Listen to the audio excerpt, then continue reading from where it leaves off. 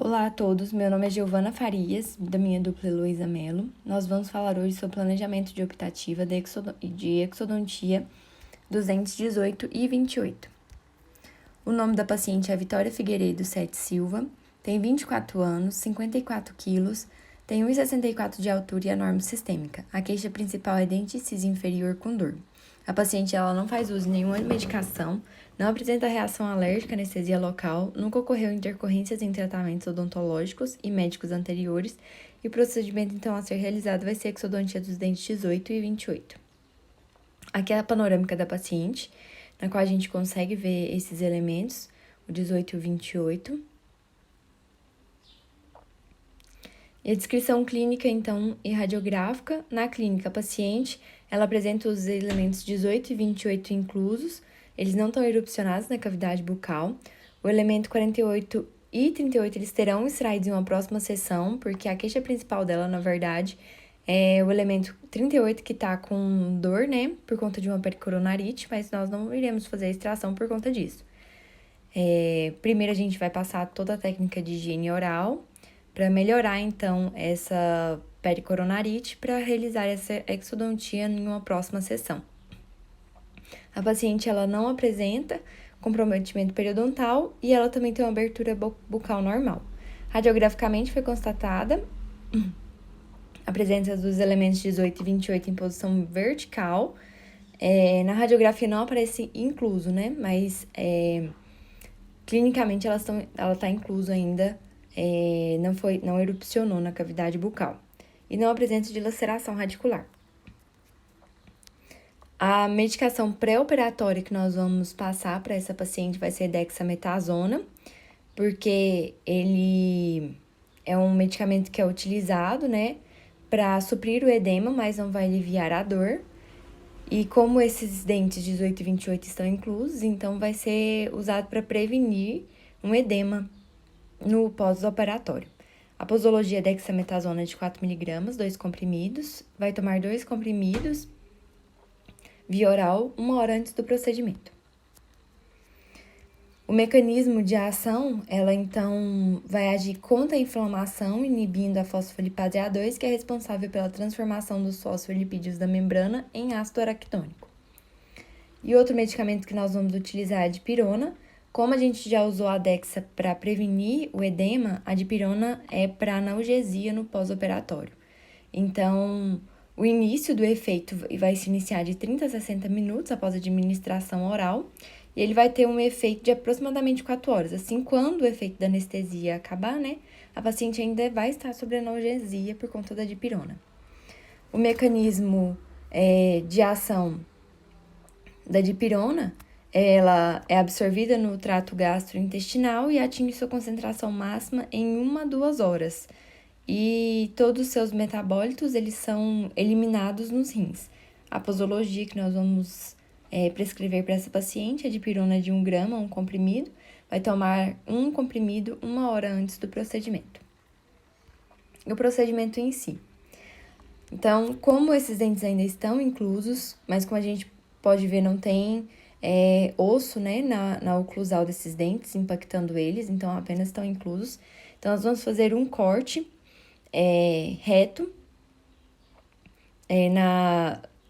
onde seria a oclusal desses dentes, fazendo também a relaxante. Eu acabei me esquecendo de colocar aqui a relaxante, mas tem no próximo slide.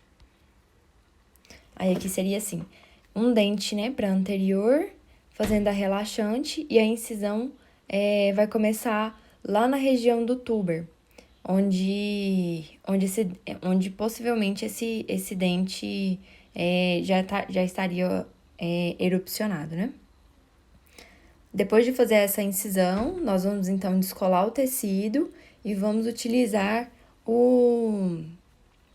a alavanca para tirar esse dente, sem fazer o movimento de cunha, somente o movimento de alavanca e roda e eixo, então, para romper esses ligamentos periodontais desse dente.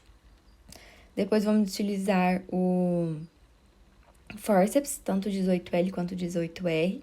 Primeiro o movimento apical, depois movimentos laterais e, por fim, o movimento de extrusão.